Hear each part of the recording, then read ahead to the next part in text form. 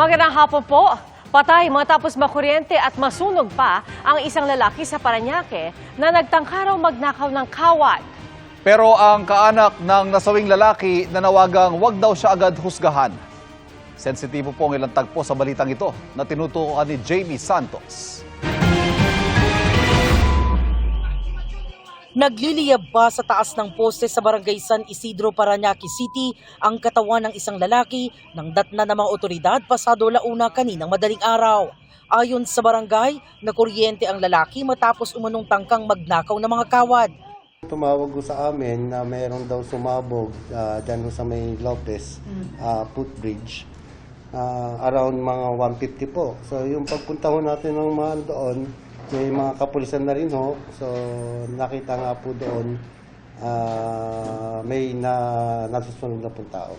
Maingat na kinuha ng mga tauhan ng Meralco ang katawan ng lalaki mula sa itaas ng poste.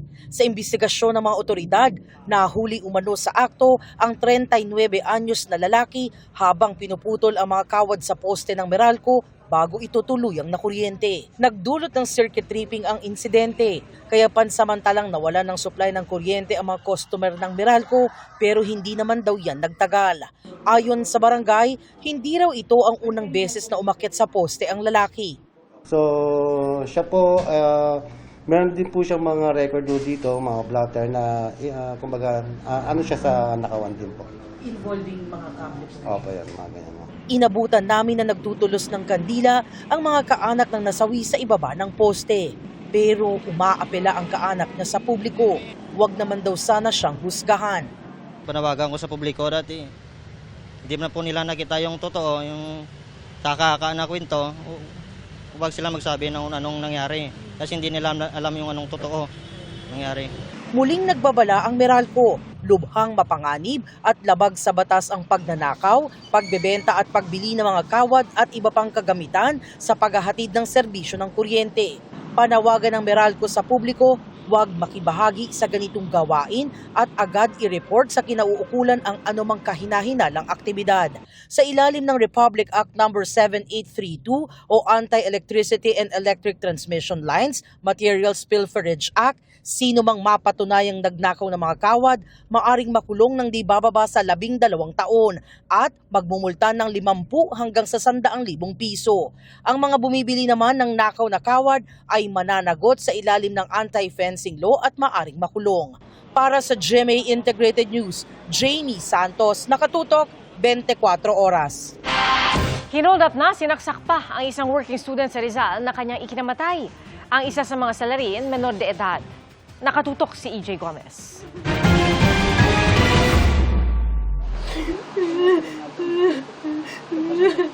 Labis ang hinagpis ni Maricel, ina ng 21 anyos na si Jade Kirby Barona, na nasawi sa pananagsak sa Kasiglahan Village sa Barangay San Jose Rodriguez, Rizal noong February 8. Pauwi na raw ang biktimang working student mula sa kanyang trabaho nang mangyari ang insidente. Sa kuha ng CCTV, kita si Kirby at ang kanyang katrabaho na naglalakad nang lapitan sila at hold upin ng 3 lalaki. Kinuha po yung bag nung kasama ni Kirby, yung biktima. Tumulong po si Kirby dahil po sa pag-aagawan ng gamit. Hindi lang po namalayan ni Kirby nung biktima na siya pinasaksak na. Isinugod pa siya sa ospital pero binawian din ng buhay. Malaki ang panghihinayang ng pamilya at kaibigan ni Kirby. Nagagraduate na sana at may pangarap na maging seaman. Taong bahay lang talaga yan, school, bahay. Pag nagmamalaki ko yan pagdating sa ganyang kabaitan. Kasi katuwang ko po siya sa bahay. 5 araw matapos ang insidente, naaresto ang isa sa 3 sospek. Na-recover sa kanya ang isang .45 caliber pistol at mga bala. Nasa kustodiya na ng DSWD ang menor de edad na sospek. Patuloy ang manhunt operation sa 2 pang salarin. Justice, kailangan ko po ng justice sa anak ko. Hindi ako papayag, hindi nila mapanagot yung 2 pa. Para sa GMA Integrated News, EJ Gomez, nakatutok 24 oras. Kakasuhan daw ng treason ni Senador Rodante Marcoleta si dating Supreme Court Senior Associate Justice Antonio Carpio dahil sa isinulot itong desisyon sa isang kaso noong 2011 kaugnay ng teritoryo ng Pilipinas. Sinagot naman siya ng retiradong mahistrado. Nakatutok si Mav Gonzalez. Sa kanyang TV show, sinabi ni Senador Rodante Marcoleta na kakasuhan niya ng treason si dating Supreme Court Associate Justice Antonio Carpio. Sabi ng senador, dahil ito sa desisyon aniya ni Carpio na paliitin ang teritoryo ng Pilipinas sa kasong Magallona versus Ermita noong 2011. Sabi ni Marcoleta, pumayag si Carpio sa argumento ng gobyerno na paliitin ang territorial sea natin dahil makakakuhaan niya tayo ng ganansya o advantage sa ating exclusive economic zone. Dagdag ni Marcoleta, sa isinumite ng Pilipinas na Volume 2 o Atlas of Relevant Features sa Arbitral Tribunal, malinaw na hindi raw kasama sa teritoryo natin ang Kalayaan Group of Islands, ang puting bahagi na kamarkang West Philippine Sea. Ang asul na bahagi naman, tinawag na High Seas na bahagi ng karagatang walang may-ari. Nandito sa asul na bahagi ang Pagasa Island. Base rin aniya sa mapang ito, nasa labas ng teritoryo ng Pilipinas ang iba pang isla sa West Philippine Sea, gaya ng Parola, Kota at Panata. Kaya tanong ni Marcoleta, bakit hindi isinama sa mapa natin yung mga features na okupado ng mga Pilipino?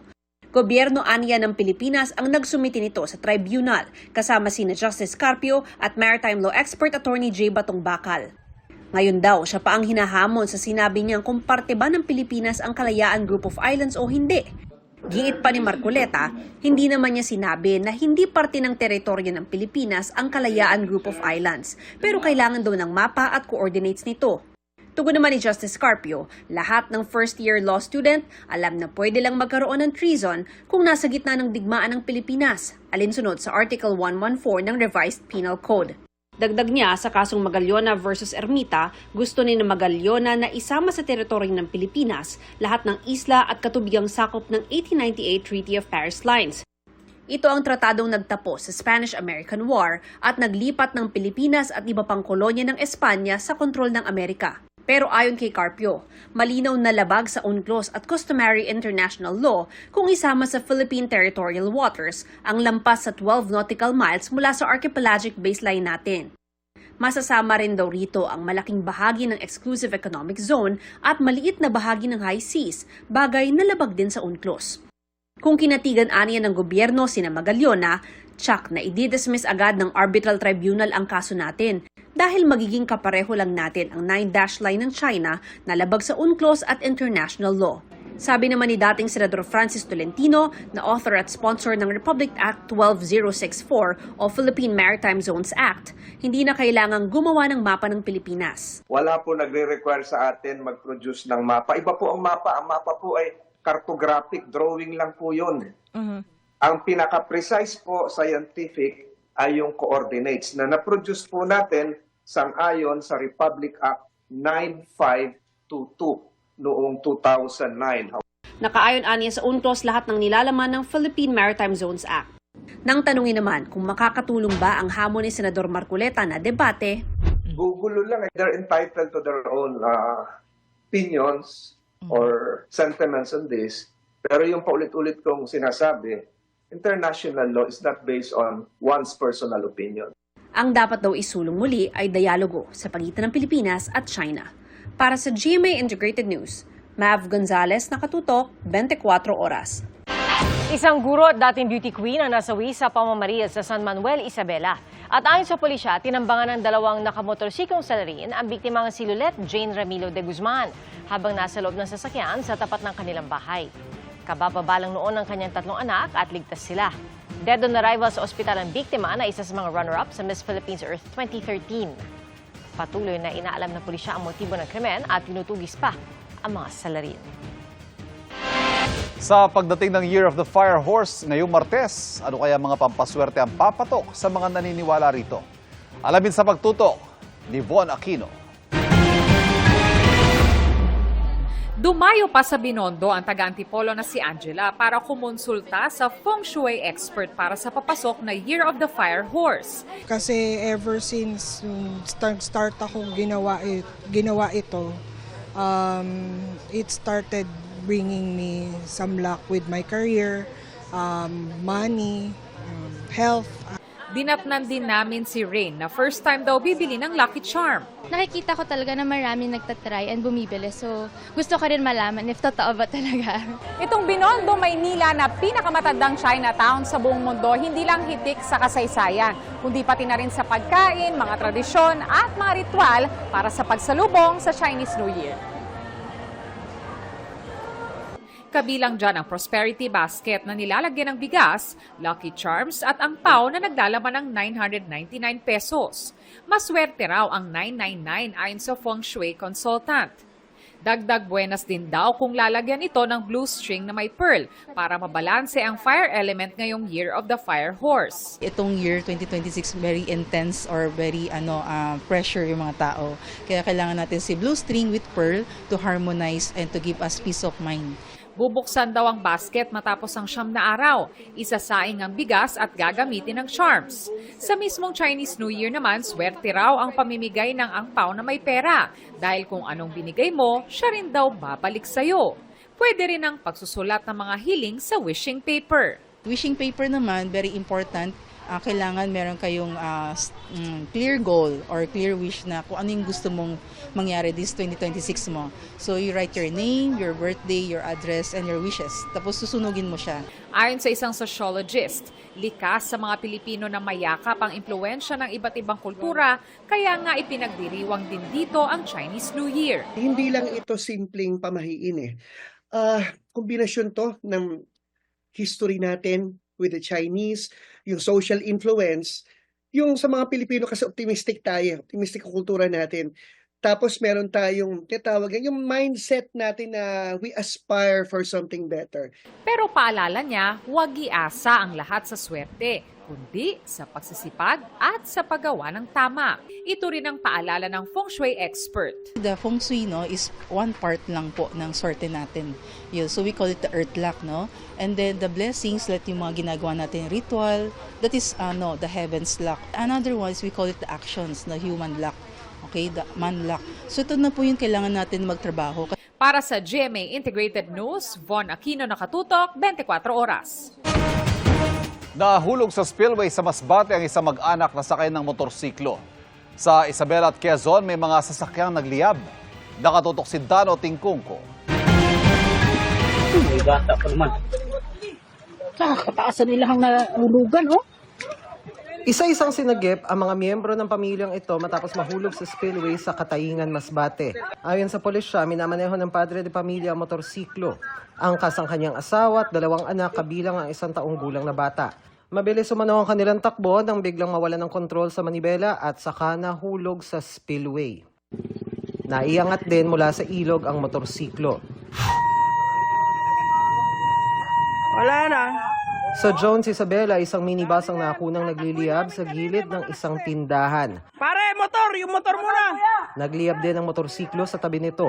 Sa kwento ng driver, sa mga bumbero, bigla na lang may umusok sa ilalim na bahagi ng upuan at saka lumaki ang apoy na mabilis na kumalat. Agad nakalabas ang driver. Bahagyaring nasunog ang 2 motorsiklo at bahagi ng bintana ng tindahan. Faulty electrical wiring ang tinitingnang dahilan ng sunog. Tricycle naman ang nagliyab sa Calawag, Quezon. Sinubukang apulahin ang apoy gamit ang fire extinguisher pero hindi umubra sa laki nito. Hindi pa tukoy ang pinagmula ng apoy. Ang tricycle ginagamit daw sa paghahakot ng buhangin. Walang naiulat na nasaktan. Patuloy ang imbestigasyon ng BFP. Para sa GMA Integrated News, Dano Tingkungko, Nakatutok, 24 Oras. Nasunog ang isang imbakan ng mga piyesa ng sasakyan sa Parañaque at muntik pang masunog ang katabi nitong paggawa ng motor. Nakatutok si Bea Pinlac. Binulabog ng apoy ang bahaging ito ng Barangay San Dionisio, Parañaque, madaling araw nitong linggo. Ang tinupok ng sunog na umabot ng unang alarma, isang tindahan ng mga piyesa ng sasakyan na naging bodega na lang umano. Ang laman kasi nito ay auto parts, may mga pump belt at may mga baterya din ng sasakyan. So that's why yan ang isa sa mga nagpahirap sa amin ngayon sa operation. Walang occupant. So ngayon, kailangan pa natin siyang enforceable entry. Humigit kumulang 1.5 million pesos ang tinatayang halaga ng pinsala Ayon sa BFP, bahagyaring nadamay ang katabing paggawa ng motor kung saan may 3 tauhan na natutulog. Nagising ako. Takot nga ako nung mag-aaral. Hindi namin alam kasi kala namin may nag-aaway lang kasi may bar dyan eh. Inaalam pa ng BFP ang sanhi ng sunog na naapula pasado alas 4 ng madaling araw. Iniimbestigahan din kung sumusunod ang establishmento sa National Building Code, partikular sa fire safety requirements. Para sa GMA Integrated News, Bea Pinlac, nakatutok 24 oras. Hindi pa raw may tuturing na akusado ang mga tinukoy ng International Criminal Court bilang co-perpetrator ni dating Pangulong Rodrigo Duterte sa kasong Crimes Against Humanity.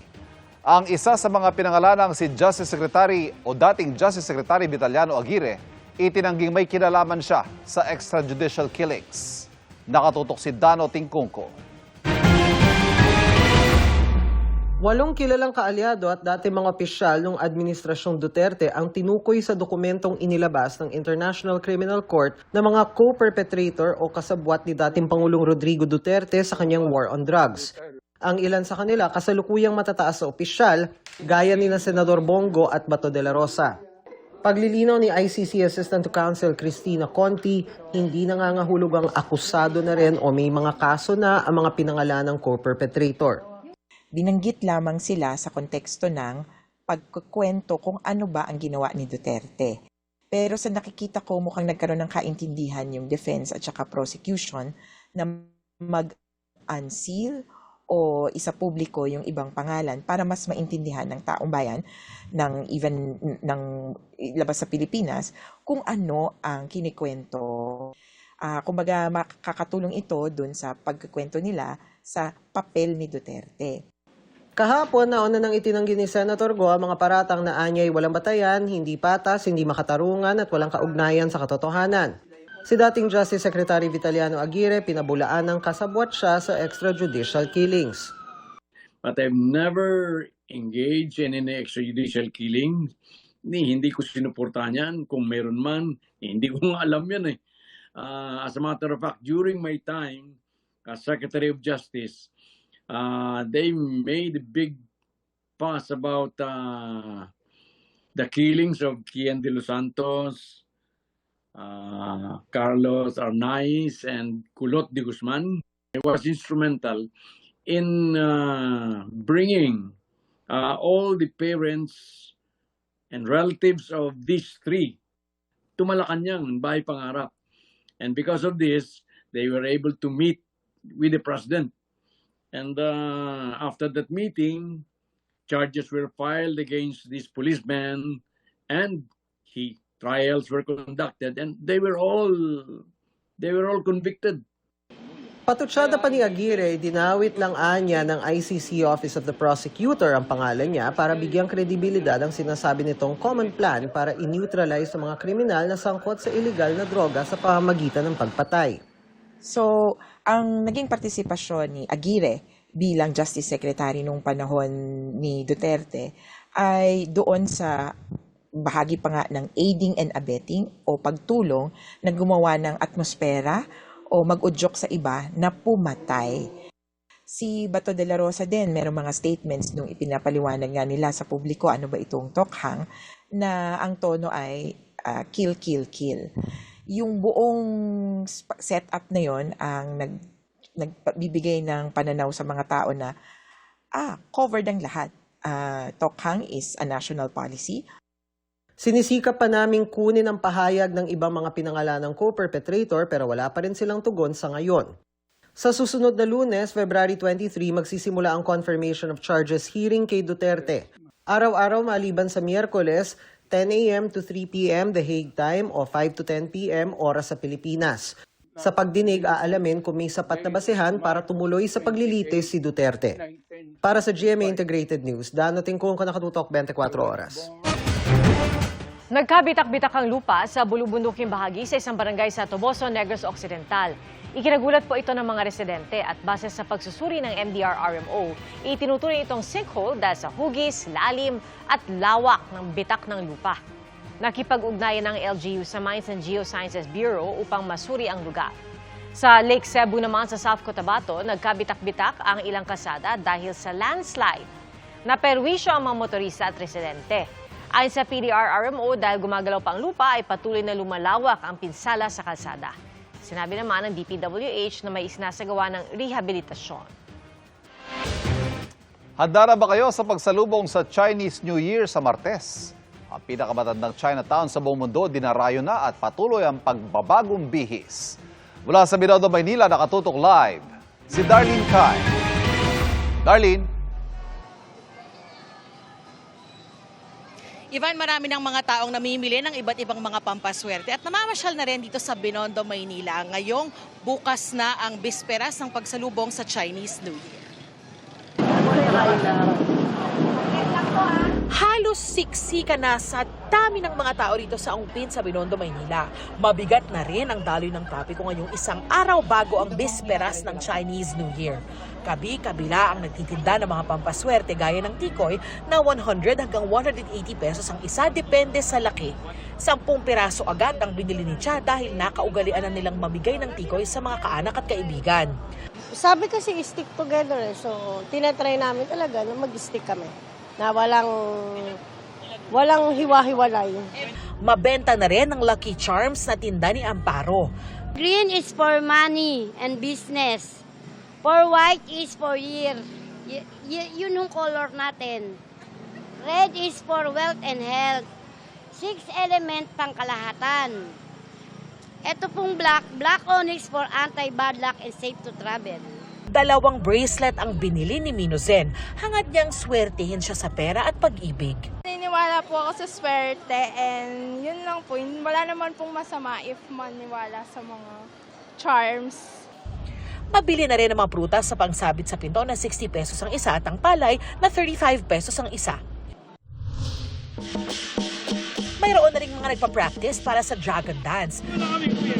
Yan ang inaabangan ng Chinoy na si Ellery at kanyang pamilya na taon-taon daw sinasalubong sa Binondo ang Chinese New Year. We'll watch the Dragon Dance, fireworks later, and buy lots of prosperity, everything that charms and everything, like foods.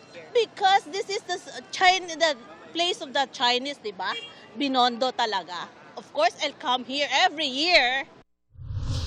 May mga isasarang kalsada sa Maynila simula madaling araw bukas para sa pagsalubong sa Chinese New Year. May mga signage at enforcer para tulungan ng mga motoristang dumaan sa mga alternatibong ruta. Itinatag noong 1594, Binondo ang pinakamatandang Chinatown sa mundo. Ngayon ay lalo itong pinagaganda para raw makilala ang Binondo bilang pinakamagandang Chinatown sa mundo. Mapalalakas nito ang turismo at mga negosyo. Isa nga sa mga paandarang light display sa harapan ng Binondo Church na ipinakikita ang kasaysayan at kulturang Chinoy. Tuwing Biyernes at weekend, 7 p.m. to 9 p.m. ang light display sa Binondo Church. Bahagi ito ng Phase 2 ng Chinatown Revitalization Project kung saan dinisenyohan at inilawan ng iba pang lugar sa Binondo at Santa Cruz.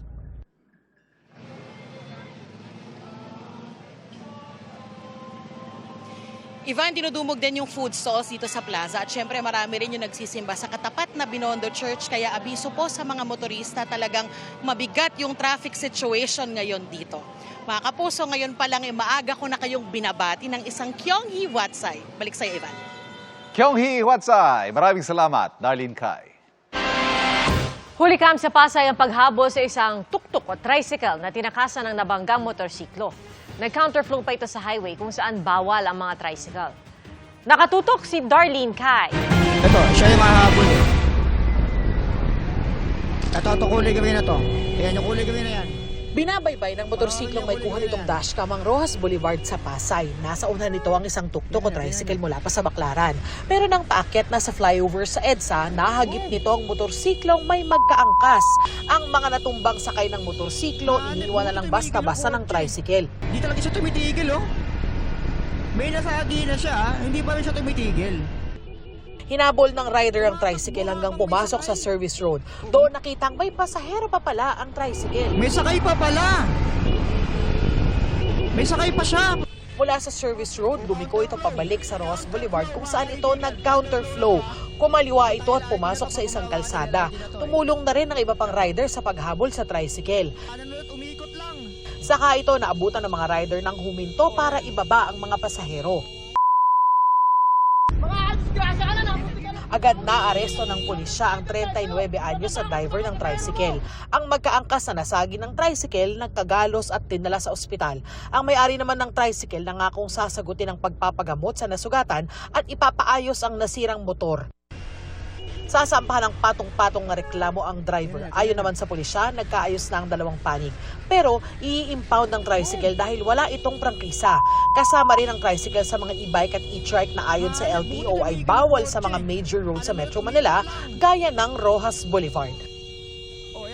Nananawagan po ako sa mga drivers po natin na maging mahinahon at maging dahan-dahan para hindi po tayo nakakadisgrasya. Para sa GMA Integrated News, Darlene Kai, nakatutok 24 oras. Vape shop sa Batangas, sinalisihan ng grupo ng mga kabataan. Sa Cebu, Cagayan naman, may mga nilimas na alahas. Ang mga nahulikam na insidente sa pagtutok ni Darlene Kai. Balot na balot ang lalaking yan habang naglalakad sa labas ng isang bahay sa Tuguegarao City, Cagayan. Ang lalaki pumasok sa gate saka sumilip sa bintana. Sa kanya ito binuksan at pumasok sa loob ng bahay. Hawak ang flashlight, nagmasid ang lalaki na tila ba may hinahanap. Hindi na nakita sa video pero natangay na niya ang vault na may mga lamang alahas na nagkakahalaga ng nasa 1,000,000 piso. Nagbigay ng pabuya ang may-ari ng bahay sa sino mang makapagbibigay ng impormasyon para sa ikadadakip ng suspect. Tumangging magbigay ng pahayag ang may-ari ng bahay. Nagpapatuloy ang investigasyon. Alahas din ang tinangay ng 43 anyos na lalaking ito sa isang mall sa Talisay City, Cebu. Ayon sa pulisya, nanlaban pa ang suspect at dinuraan ang gwardyang dumakip sa kanya. Na-recover na ang mga alahas. Sinampahan na ng kasong pagnanakaw ang suspect na hindi nagbigay ng pahayag. Sa Calatagan, Batangas, hulikam ang pananalisin ng grupo ng mga kabataan sa isang vape shop. Pumasok ang dalawang babae sa tindahan at nagtanong sa tindero. Habang abala, dalawa pang lalaki ang pumasok at kumuha ng produkto at saka ipinasa sa kasama at saka ibinulsa. Nasa 20 kahon ng vape products na nagkakahalaga ng 12,000 piso ang nalimas ng mga suspect. Na-reporta ng may-ari ng tindahan ng insidente sa pulisya. Para sa GMA Integrated News, Darlene Kai, nakatutok 24 oras. Arestado ang isa pa sa mga suspect sa pagpaslang sa dating tauhan ng Kamara na pinatay noong nakaraang taon sa mismong birthday party ng kanyang anak. 5 pa ang patuloy na tinutugis kabilang ang mga mastermind. Nakatutok si Marisol Abdurman. Sa gitna ng birthday party ng kanyang anak sa clubhouse sa isang subdivision sa Barangay Commonwealth sa Quezon City, Hunyo nung nakaraang taon, pinagbabaril ang 63 taong gulang na si Mauricio Polhin. Nooy hepe ng technical staff ng House Committee on Ways and Means. Matapos ang halos 8 buwan, inaresto ng Quezon City Police sa San Jose del Monte, Bulacan ang isang suspect. He act as middleman, driver assistant of yan. Siya po yung nag-connect dun sa offered assassination job. Ayon sa pulisya, malaking bagay ang kanyang pagkakaaresto para sa operasyon ng pulisya laban sa mga at-large pang suspect, kabilang ang mga mastermind. Siya yung driver during the pagkatapos ng shooting incident. Sinusubukan pa namin kunan ng pahayag ang suspect na nasa kustodiya na ng QCPD. Sa ngayon, 4 na suspect ang hawak ng mga otoridad. 5 ang pinaghahanap pa, kabilang ang 2 mastermind umano sa krimen. Hopefully, matatrack na rin natin ngayong taon na to yan. Or mas maganda kung nakikinig sila, mag-surrender na lang para magtuloy-tuloy na yung hearing. Nag-alok na ng pabuya ang pamilya ng biktima para sa ikadarakip ng mga suspect. Para sa GMA Integrated News, Marisol Abdurman, nakatuto 24 oras. Nakaburol na sa isang simbahan sa Dagupan City si dating House Speaker Jose de Venecia na pumanaw nung Martes sa edad na 89. Kabilang sa mga dumalaw ngayong araw, sina Vice President Sara Duterte at dating Pangulo na ngayon Pampanga Representative Gloria Macapagal Arroyo. Noong 2022, si Duterte tumakbo sa ilalim ng Lakas CMD, ang partido ni Arroyo at ng isa sa mga founder ng partido na si De Venecia. Kahapon, inihatid sa Dagupan ang mga labi ni De Venecia. Mainit itong sinalubong ng mga taga-Dagupan at inalayan din ang memorial program sa City Plaza. Bukas, February 16, ang Memorial Mass para kay JDV sa Basilica ng Manawag sa pangunguna ni Lingayen Dagupan Archbishop Soc Villegas. Pagkatapos ng misa, dadalhin ng mga labi ni JDV sa Batasang Pambansa para sa memorial at necrological service.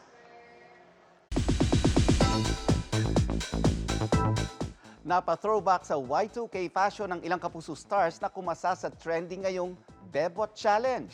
Pero ang entry ng Denjen may kakaibang twist. Makichika tayo kay Athena Imperial.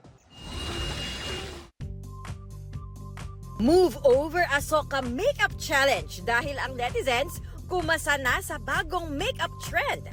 Mula sa simple look, nag-transform sila sa isang bebot. Apoy sa Dugo star Ashley Ortega rocked her micro bangs from no makeup into photoshoot ready look. Si Cassie Legaspi ng GMA series na Hating Kapatid, from geek, naging chic. Gabby Garcia flaunted her Sangre Warrior look sa kanyang entry. Sultry naman ang atake ni Kylie Padilla. Benta naman ang transformation ni Charis Solomon. Bebot dapat pero naging... ang entry ng Denjen, kinaya nyo ba? Mula sa no makeup look ni Jeneline Mercado, nag-transform siya sa mapang-akit girl version ni Dennis Trillo. Nagpakita rin ang behind the scenes ang Denjen. Athena Imperial, updated sa Showbiz Happenings. Tila may pa-soft launch si Cassie Legaspi sa isang mystery guy sa kanyang Valentine's Day post. Sa Instagram, ipinost ni Cassie ang kanyang photos with a guy na kita lang ang kamay at torso. Matchy-matchy pa sila ng gray hoodie habang happy na nagkukulitan. Walang ibang ni-reveal si Cassie sa caption pero nilagyan niya ito ng heart emoji. Napakomment tuloy ang ilang curious netizens at kapwa celebrity, kabilang ang kanyang twin brother na si Mavi na emoji ang kinoment. Tanong naman ang girlfriend ni Mavi na si Ashley Ortega. Daho. And that's my chika this weekend. Ako po si Nelson Canlas. Pia, Ivan? Thank you, Nelson. Inibisgahan ng otoridad ang pagkawala ng byuda ng dating kapitan ng Barangay Balibago sa Angeles City, Pampanga. Ayon sa pulisya, sa bahay ng nawawalang si Maria Teresa Tess Mamak, may mga nakitang bakas ng dugo sa pader, sa wheelbarrow, sa washing machine, at pati na sa gripo. Sa pagsisiyasat, huli siyang namataan pasado alas 8:40 ng gabi noong Miyerkules sakay ng kanyang puting sasakyan patungo sa bayan ng Mabalacat. Ang sasakyan natagpuang abandonado sa plaza ng bayan ng Magalang. At bago po yan, umuwi pa sa bahay ang ginang pasado alas 8:30 ng gabi ayon sa kanyang anak. At nang suriin ang CCTV sa kanilang bahay, isang tila sigaw ang narinig sa gitna ng katahimikan bandang alas 8:30 ng parehong gabi. Ayon sa pamilya, hinala nila ang kanilang driver ang nagmamaneho noon ng sasakyan. At hindi rin daw siya makontak mula nung gabing nawala si Mamak. May 200,000 pisong pabuya si Pampanga 1st District Representative Carmelo Lazatin Jr. sa makapagtuturo kung nasaan si Mamak. Patuloy ang investigasyon ng mga otoridad.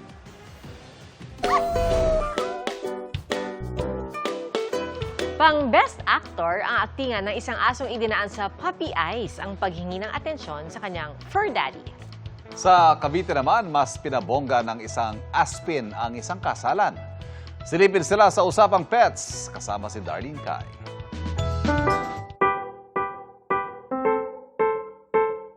Sa kasal ni na Mr. and Mrs. Cruz sa Alfonso, Cavite, may cuteness overload. Ang seremonya, aspinabongga ng aspin na si Hershey. Di lang well-dressed, well-trained din ang kanilang fur baby bilang ring bearer sa kanilang kasal. Pinagandaan at kinareer daw nila ang pag-train kay Hershey para sa perfect moment. Lalo't non-negotiable para sa couple na makasali sa entourage ang kanilang mga aso. Trabaho o ako? Yan naman ang pang-best actor na drama ng fur baby na si Milo. Habang nagtatrabaho kasi ang fur dad ni Milo, heto naman siya't nagpapakyut na tila nanlilimos ng panahon. Dinaan niya sa Puppy Eyes ang pagpapapansin. Abay, effective. Ang atensyon ni Daddy nakuha ni clingy fur baby.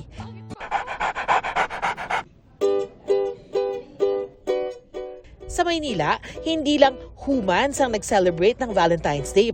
Pati mga aso at pusa may kadate. Yan ang programang First Date ng Philippine Animal Welfare Society kung saan pwedeng makasama sa Valentine's ang kanilang rescued animals. Ayon sa PAWS, layo nilang maipakilala sa publiko ang kanilang rescued pets at makalikom na rin ang pondo para sa mga hayop. Target din nilang makahanap ng forever home para sa rescued fur babies. Para sa GMA Integrated News, Darlene Kai, nakatutok, 24 oras. At yan po ang mga balita ngayong weekend para sa mas malaki misyon at mas malawak na paglilingkod sa bayan. Ako po si Pia Arcangel. Ako po si Ivan Mayrina mula sa GMA Integrated News, ang News Authority ng Pilipino. Nakatutok kami 24 oras.